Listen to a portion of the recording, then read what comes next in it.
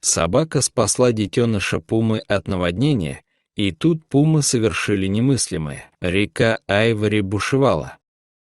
Казалось, сама земля содрогается от ее неукротимой ярости. Несколько дней беспрерывных дождей налили ее до краев, и теперь она неслась сквозь долину, словно разъяренный зверь, вырвавшийся из вековых оков. Вода гремела, ее рев наполнял воздух, перекрывая любой другой звук.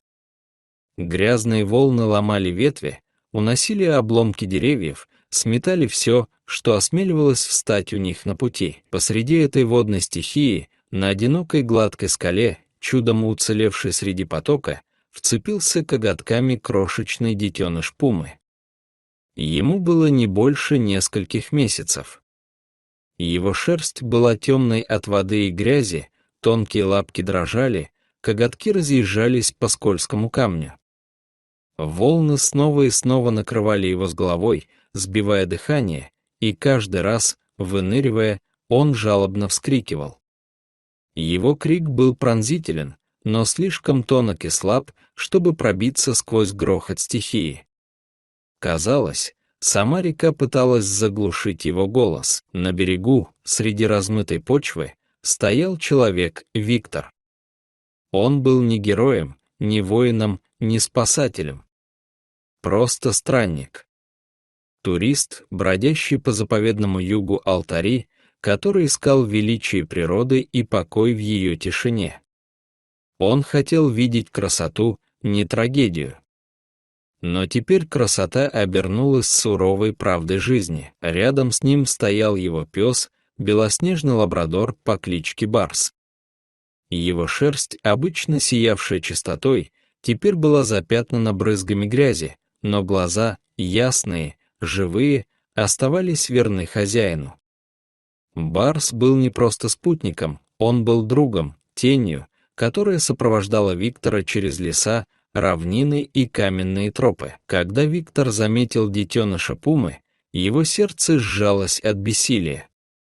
Он схватил длинную, полускнившую ветку, упал на колени в грязь и вытянул ее вперед, навстречу малышу.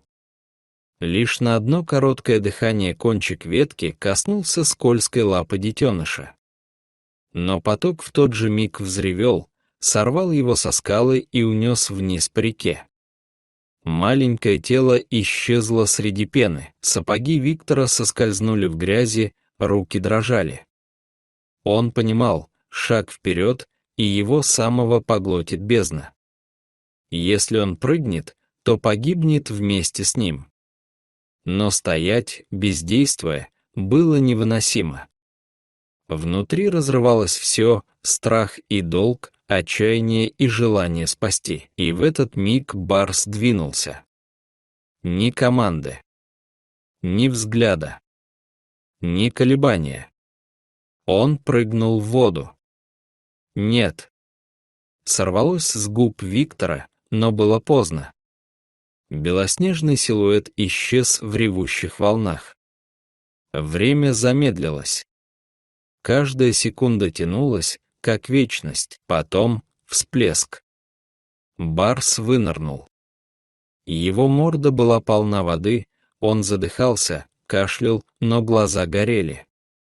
Он не плыл против течения, он будто слушал его, позволял нести себя, но при этом двигался вперед, лавируя среди бурлящих потоков. Среди грязной пены вновь мелькнуло тело детеныша пумы. Его крошечные лапы метались, когти тщетно цеплялись за камни и ветви. Барс рванулся к нему, нырнул под воду и всплыл рядом. Детеныш ударился о его бок. Один раз промахнулся. Второй раз коготки вцепились в мокрую шерсть. Их обоих унесло дальше. Двоих, таких разных. Один сильный, мускулистый пес, плывущий сквозь собственный страх. Второй слабый, почти беззащитный детеныш, цепляющийся за остатки жизни. Виктор бросился вдоль берега. Его ноги вязли в грязи, дыхание сбивалось, но он не отрывал глаз от белого силуэта. Его голос надрывался. «Держись! Прошу тебя! Держись!» Впереди из воды поднимались корни древних деревьев, спутанные, как лестница в небо. Барс устремился к ним. Его дыхание стало хриплым, движения замедлялись. Каждая мышца работала на пределе, но он не сдавался. Лапа за лапой он подбирался ближе. Наконец, зубами и когтями он ухватился за корень. Виктор, не думая, вбежал в воду по пояс и схватил детеныша пумы обеими руками. Его сердце колотилось, когда он прижал к себе крохотное тельце. Оно дрожало, оно было хрупким и мокрым, но живым. Детеныш закашлялся, вдохнул. Облегчение накрыло Виктора, как внезапный солнечный свет сквозь грозовые тучи, но счастье длилось лишь миг. Позади, среди камышей, раздался рык. Низкий, гулкий, такой, от которого земля дрожит под ногами. Трава раздвинулась. На берег вышла пума. За ней появился великий самец, его мощный силуэт дышал силой. Следом вся стая. 6 пум двигались бесшумно, как тени, скользящие по земле. Виктор замер. Барс лежал, обессиленный, едва дыша. Вокруг ни оружия, ни защиты. Только бушующая река и хищники. Но пумы не бросились. Не зарычали. Не прыгнули. Случилось невероятное. Великий самец зарычал и опустил голову. Этот жест, не принадлежащий миру зверей, означал благодарность. Самки повторили.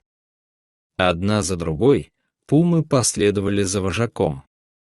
Ни угрозы, ни вызова. Это было почтение. Мать подошла ближе. Виктор опустил детеныша на землю. Она наклонилась, подняла малыша челюстями и прижала к груди. Вдыхала его запах, словно возвращая утраченную часть души. Виктор опустился на колени рядом с Барсом. Его руки легли на мокрый, дрожащий мех. Пес приоткрыл глаза, изможденный, но живой. Виктор прошептал: «Ты мой герой». Хвост барса дернулся. Он опустил голову на руку хозяина. В этот миг тучи расступились. Над долиной пролился свет. Река засверкала золотом. Стая развернулась и ушла, не оборачиваясь. Один за другим величественные звери скрылись в высокой траве. Последним задержался вожак. Он остановился, посмотрел на Виктора и Барса. Поклонился и исчез. Виктор остался на коленях, прижимая пса к груди. Его взгляд блуждал то по реке, где смерть почти восторжествовала, то по берегу, где величайшие из зверей склонили головы перед его другом. Он знал, этот миг останется с ним навсегда. Мужество не измеряется размером. И даже самые сильные признают доброту. Дорогие зрители, что вы думаете об этой истории? Расскажите, пожалуйста, в комментариях. А если вам понравилось это видео, то ставьте лайк и подписывайтесь на наш канал. До новых встреч!